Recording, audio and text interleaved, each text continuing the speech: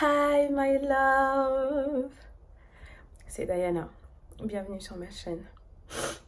Je suis contente de vous voir. Excusez-moi, j'ai attrapé un petit peu froid, c'est pas le Covid, c'est la clim. Je suis de retour à Paris et je suis venue vous faire une vidéo pour vous donner de mes nouvelles. J'ai l'habitude de préparer mes vidéos, mais cette fois je vais pas du tout la préparer. Ah, il faut que je regarde là. Et cette fois je vais pas du tout la préparer. Cette fois je viens en freestyle total.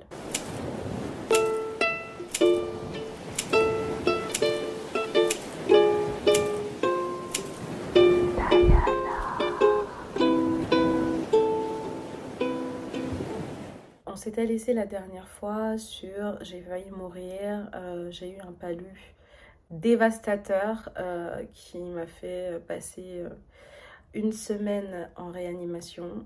C'était hyper difficile, mais comme d'habitude, l'objectif c'est de s'en sortir et je m'en suis sortie comme une championne. Je suis extrêmement fière de moi, mais surtout, je sais que la plupart d'entre vous m'ont envoyé beaucoup d'amour, beaucoup de love. Vous étiez tous très inquiets à un moment, je le sais. Le fait même que je parle plus beaucoup sur ma chaîne fait que peut-être vous pensez que voilà quoi, je vous ai abandonné, mais je ne vous abandonne pas. Je reviens aujourd'hui vous parler des décisions que j'ai prises vis-à-vis du cancer et de ce que j'ai décidé de faire et de ce que je vis aujourd'hui. Je rappelle un petit peu les faits, même si je sais que vous êtes pour la plupart déjà au courant. Je suis atteinte du cancer du sein qui a été détecté le 5 novembre 2020. J'avais 2 boules dans le sein, une de 45 mm et une autre de 1,9, donc une grosse tumeur et une plus petite. J'ai fait 16 séances de chimio, donc 4 cycles d'un premier médicament et 4 cycles d'un autre, et chaque cycle était composé de 3 chimios. Pendant le premier cycle, j'ai un peu souffert, un peu beaucoup même. Quand je me revois à l'époque, je trouve que j'ai un mental de dingue. Et en fait, jusqu'aujourd'hui, je me dis j'ai eu un mental d'acier. C'est fou parce que maintenant que je considère être sortie de la phase critique, je me rends compte que si j'avais pas traversé ça, j'aurais jamais su que j'avais ce type de mental et j'en suis extrêmement fière. Après les chimios, je vous ai parlé aussi de l'équipe médicale. J'ai fait peut-être l'erreur de ne pas choisir mon équipe médicale, surtout dans l'urgence.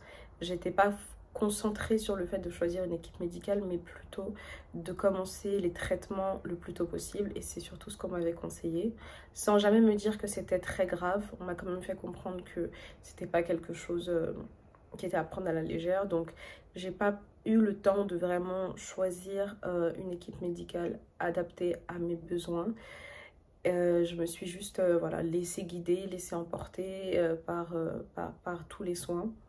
Et effectivement, je me suis rendu compte au bout d'un moment que avec une équipe médicale plus à mon écoute, j'aurais peut-être... En fait, non. J'allais dire j'aurais peut-être fait plus de progrès, mais en fait, non. Je pense juste que j'aurais eu moins de travail mental à faire sur moi-même. Je rappelle, juste histoire que ce soit dit, que lors d'un cancer, peu importe lequel, il est important de ne pas paniquer parce qu'il y a tellement de décisions importantes à prendre qu'on ne doit pas prendre à la légère et qu'on ne doit pas prendre à la va-vite. Là où est tout l'intérêt de s'entourer de gens qui donnent des explications claires, nettes, précises, en faisant attention à notre sensibilité. Moi, ça n'a pas été mon cas. J'ai eu des médecins très gentils. C'est vraiment la gentillesse n'y est pour rien. C'est-à-dire que je pourrais pas vous dire qu'il y avait des gens méchants ou que je suis tombée sur des cons. Même si je suis tombée sur des cons, je dirais plutôt que c'est dans l'écoute et dans l'attention qu'on apporte aux patients atteints d'une maladie comme le cancer qui est la plus importante. Moi, je ne me suis pas sentie dès le départ écoutée, entendue.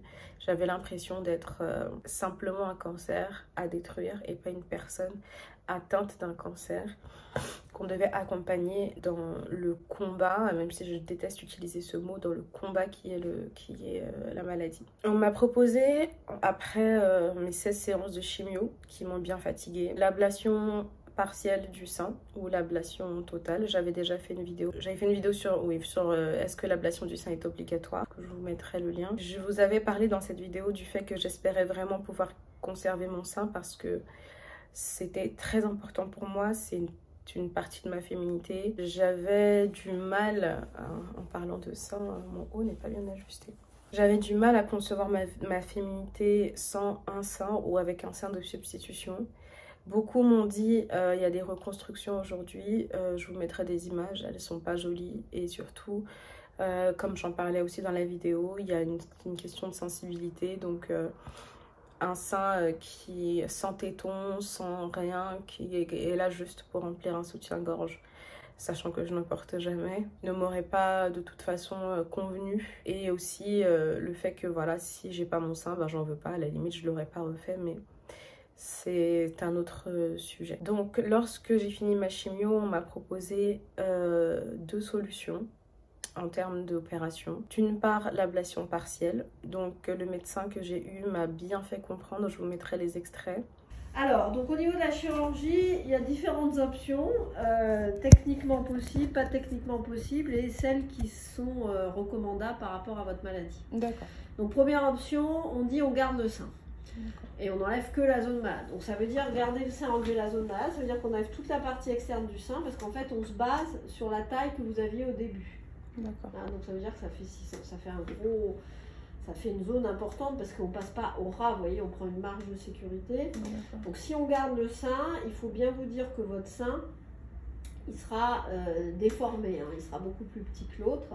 Et au niveau de la partie externe, il y aura un creux, parce qu'avec ce qui restera de glandes dans le sein, on ne pourra pas combler le défect. Donc ça, bon, c'est possible techniquement, mais ça ne sera pas joli. M'a bien fait comprendre qu'une ablation partielle, donc une tumérectomie, le fait de retirer les tumeurs qui avaient déjà, pour vous donner un petit ordre d'idée, étaient passées de ça à ça.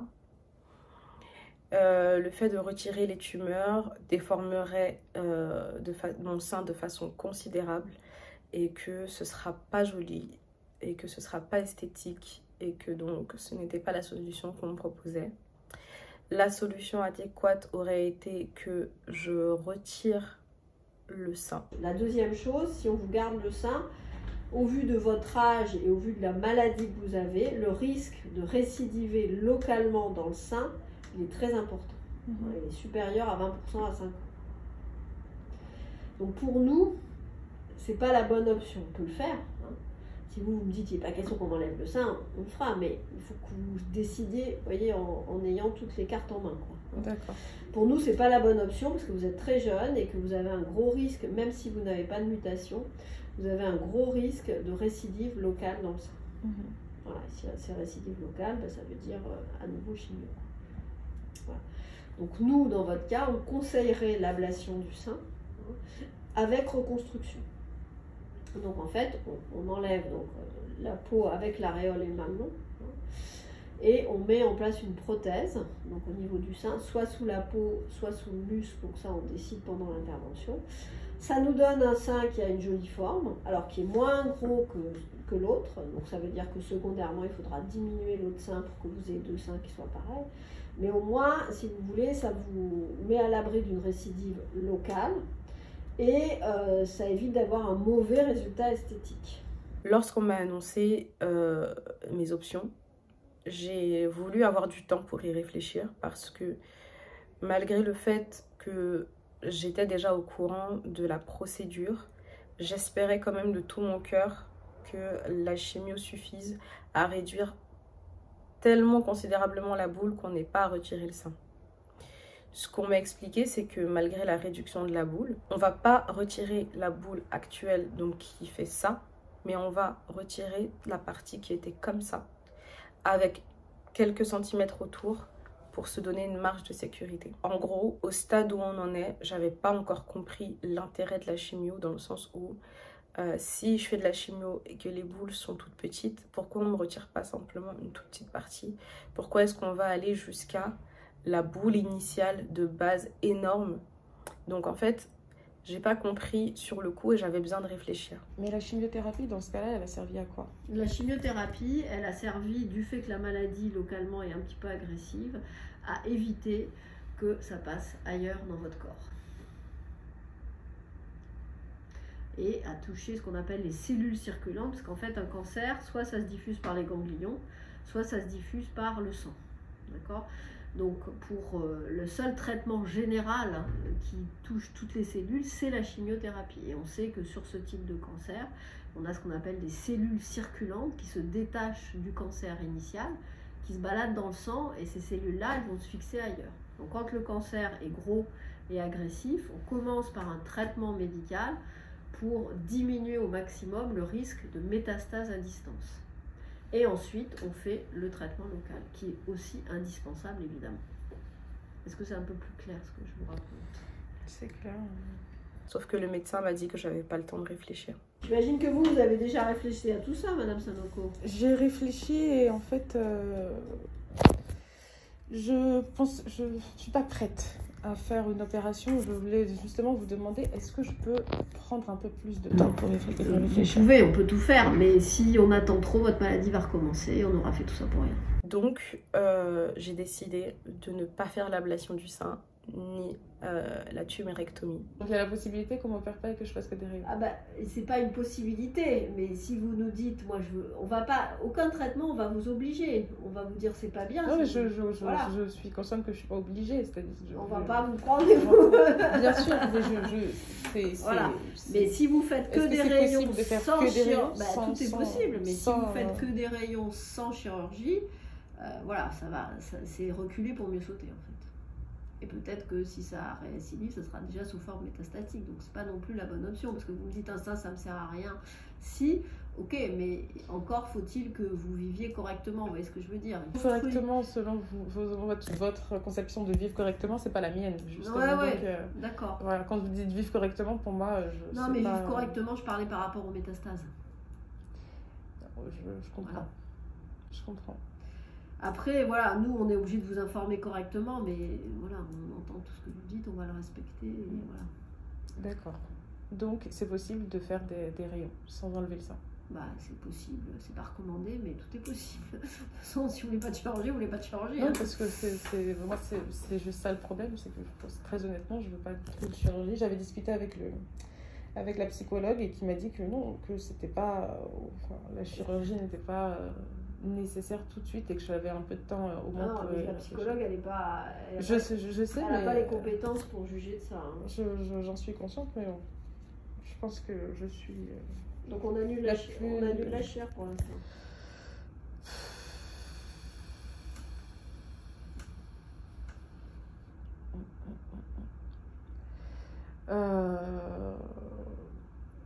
Ouais, annuler. Parce que je ne peux pas prendre une décision comme ça tout de suite, d'un coup. Mais j'imagine que ça fait longtemps que vous y réfléchissiez quand même depuis le début de la maladie. J'ai fait de la chimiothérapie. Très honnêtement, j'étais énormément fatiguée. Donc c'était difficile de réfléchir. J'ai pas réfléchi comme ça. Voilà, j'attendais surtout que jusqu'à aujourd'hui, on m'avait rien dit.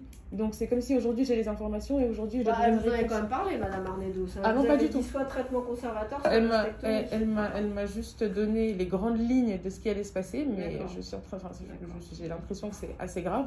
Jusqu'à aujourd'hui, j'avais pas eu tous ces détails. Donc, et à chaque fois que je lui posais la question, elle me dit vous en discuterez avec le chirurgien.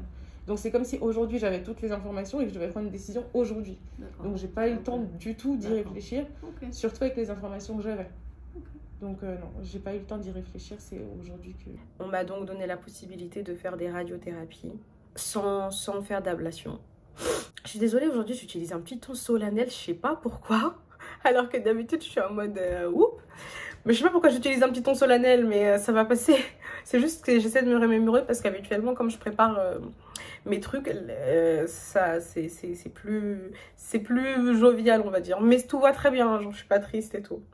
Donc voilà, désolée pour ce petit ton solennel et tout, je me remets en jambe. Donc voilà, on m'a dit que je pouvais aussi faire une radiothérapie sans l'ablation du sein. Évidemment, les chances de récidive ou de métastase sont plus faibles, mais c'est possible. Donc j'accepte en me disant ce sera mon option. Arrivé au rendez-vous de radiothérapie, là je me heurte à, c'est-à-dire un manque de, comment dire, de compréhension de la part du médecin. C'est-à-dire que le médecin m'explique que mon mode de vie pourrait potentiellement me créer d'autres problèmes. Sans pour autant se dire que la radiothérapie elle-même crée des problèmes. La radiothérapie crée des problèmes cardiaques. À savoir, lors d'une radiothérapie, je suis allongée, ça dure 15 minutes, on fait passer des rayons et c'est mon sein gauche qui est atteint, donc le côté du cœur. Lorsqu'on fait passer les rayons, si les rayons touchent le cœur, puisque les rayons sont censés détruire les cellules, si les rayons touchent le cœur, mon cœur en prend un coup. Et donc, je pourrais avoir des problèmes cardiaques très graves à long terme après ça. Et ce qui m'a perturbée dans ce rendez-vous, c'est que plutôt de parler des problèmes que peuvent engendrer une radiothérapie sur mon cœur, on a plutôt parlé de mon mode de vie qui pourrait engendrer des problèmes sur mon cœur. Ok, mais là, c'est comme si je te dis, je vais te tirer dessus. Normalement, si tu es en bonne santé et que tu as une vie parfaite, tu ne devrais pas mourir. En revanche, si tu n'as pas une vie parfaite et que je te tire dessus, tu pourrais mourir. Je me suis dit, mais est-ce qu'on peut parler du fait aussi qu'on me tire dessus? Parce que c'est ça l'enjeu. L'enjeu n'est pas est-ce que ma vie est parfaite ou pas. Est-ce qu'un jour je vais guérir? C'est ça la vraie question. C'est que est-ce que faire la radiothérapie va me guérir ou va me créer d'autres maladies? Je pourrais avoir le mode de vie le plus malsain de l'univers, que la radiothérapie serait quand même assez dangereuse. Donc j'ai pas compris pourquoi le médecin mettait l'accent surtout sur mon mode de vie et pas sur le fait que la radiothérapie était très dangereuse pour les organes et pour le cœur. Il m'a bien expliqué les enjeux, j'ai tout compris, j'ai tout bien saisi, c'était très clair. Je lui ai dit que j'avais besoin de temps parce que, étant donné qu'on ne m'a pas ménagé, on n'a pas ménagé mon esprit, j'ai dû moi-même me ménager, j'ai dû moi-même apprendre à vivre avec le cancer. J'ai décidé de prendre du temps pour moi et je lui ai dit voilà, est-ce qu'on pourrait commencer dans 1 mois? Parce que là, pour l'instant, je ne suis pas prête. Je reçois trop d'informations violentes, trop d'informations dites aussi pas de la plus jolie des façons. Après, je reste convaincue qu'on ne peut pas dire quelque chose de mauvais avec une belle façon de le dire, ça ne sert à rien.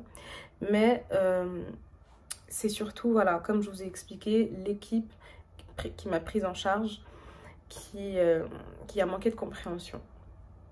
Donc je suis partie 1 mois en Côte d'Ivoire parce que je m'y sens bien, parce que c'est là où je ne pense plus, je vis simplement et c'est hyper important pour moi de vivre parce qu'en fait je pense que la mort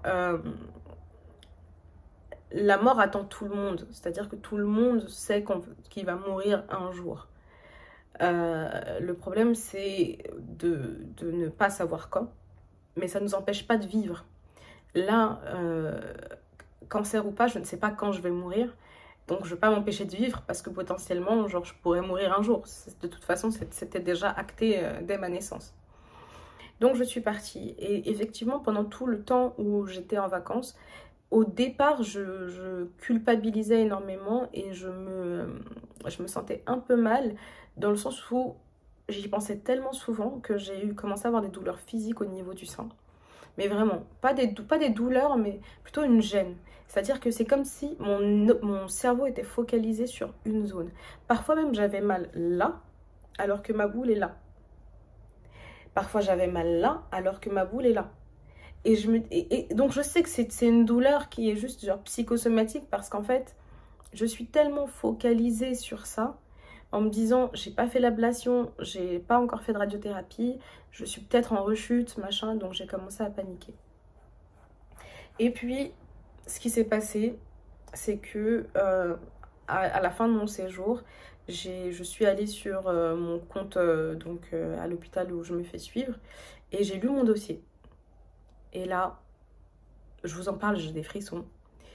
J'ai lu mon dossier et il se trouve qu'il y avait écrit dans mon dossier que j'étais une patiente, que ce que je disais était faux, que j'étais agressive, que le médecin qui m'avait reçue ne voulait plus me recevoir, qui préférait que je sois traitée par des confrères.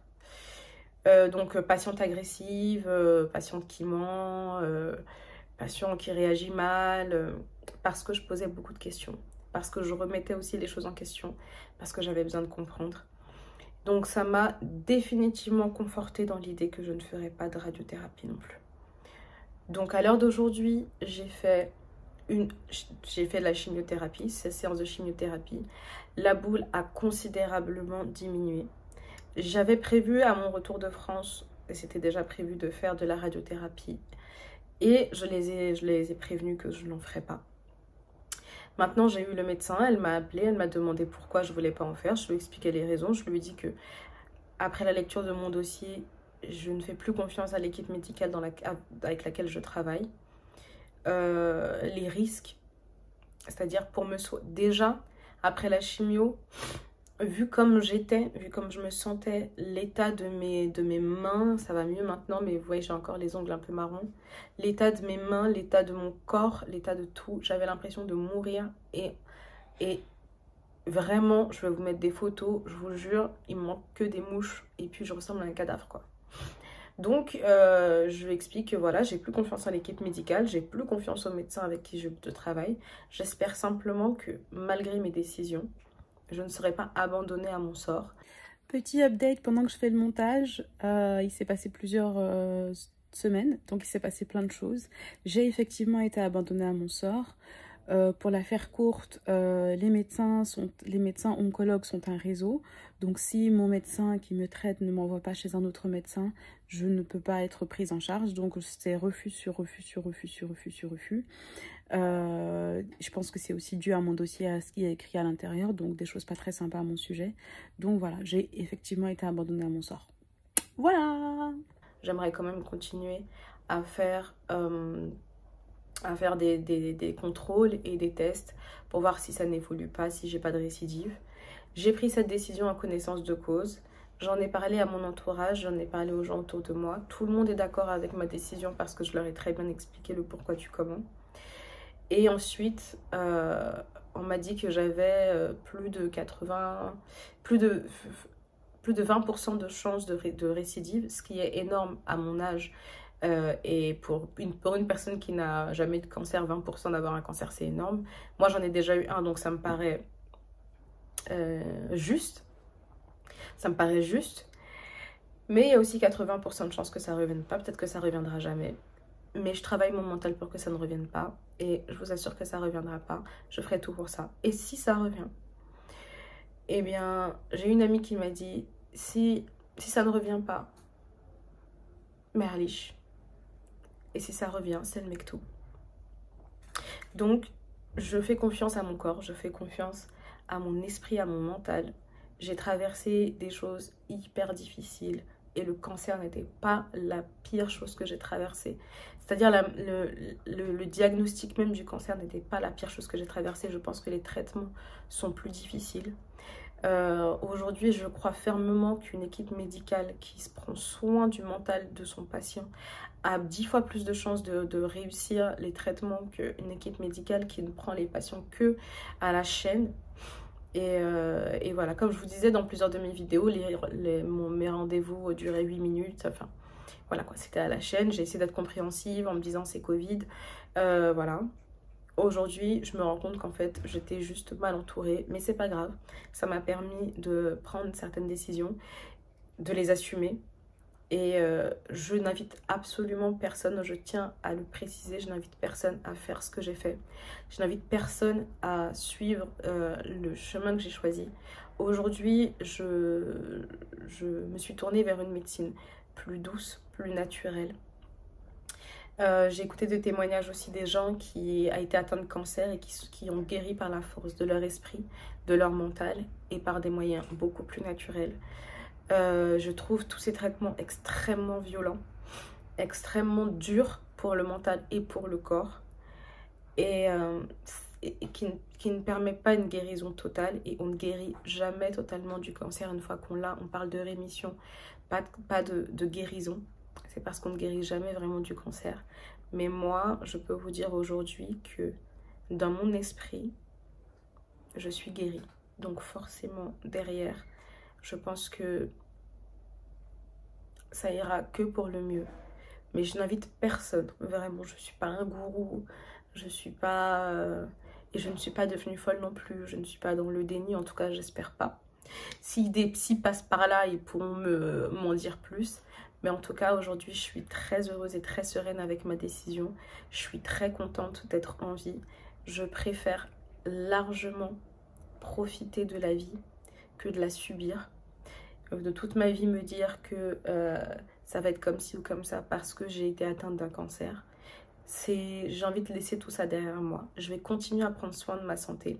Je vais continuer à faire des tests. Je vais continuer à régulièrement me faire traiter. D'ailleurs, je suis le traitement d'hormonothérapie qui était prévu après l'ablation et après l'ablation et après la radiothérapie. Donc comme quoi, je n'ai pas renoncé à la médecine. Mais j'ai choisi de vivre et... j'espère que vous, les femmes atteintes d'un cancer, vous réussirez et vous réussirez à vivre aussi heureuse que je le suis aujourd'hui avec la maladie, avec ce que vous avez vécu, avec l'ablation, avec toutes les maladies engendrées par les traitements, etc. Je vous souhaite vraiment le meilleur. Je pense à vous parce qu'en fait, je sais que j'ai un parcours atypique. Mais demandez aux gens qui me connaissent, je ne fais rien comme les autres. Donc, je vous envoie un message surtout de vie, de bonheur. J'ai beaucoup dealé avec mon esprit. J'ai beaucoup essayé de me rassurer. Ce n'a pas été des décisions faciles à prendre, mais je suis très heureuse de les avoir prises. Je ne saurais vous dire pourquoi. Quelque chose me dit que ça ira. Donc, on est ensemble. Je vous tiens au courant. Je vous aime. Ah oui, et petit PS, je constate que mes vidéos ont fait du bien à beaucoup de gens. Beaucoup de gens. Et il y a même des gens qui découvrent actuellement qu'ils ont un cancer et qui tombent sur mes vidéos parce qu'ils font des recherches.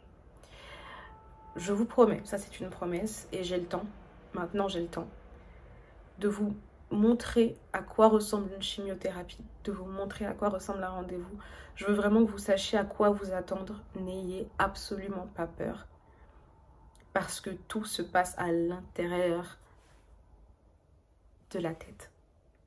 Donc lorsqu'on vous annonce que vous avez un cancer, c'est très grave ce que je vais dire, mais le cancer n'est pas aussi grave. Ce que je viens de dire est peut-être plus grave que le cancer. C'est pas aussi grave que ça. Lorsque vous êtes encore vivant, lorsqu'on vous apprend que vous avez le cancer alors que vous étiez en forme, vous aviez une petite douleur au dos, une petite douleur quelque part, en tout cas, quand vous l'apprenez, tout de suite, ne tombez pas dans « je vais mourir ». Vous n'allez pas mourir. Vous n'allez pas mourir. Je vous aime.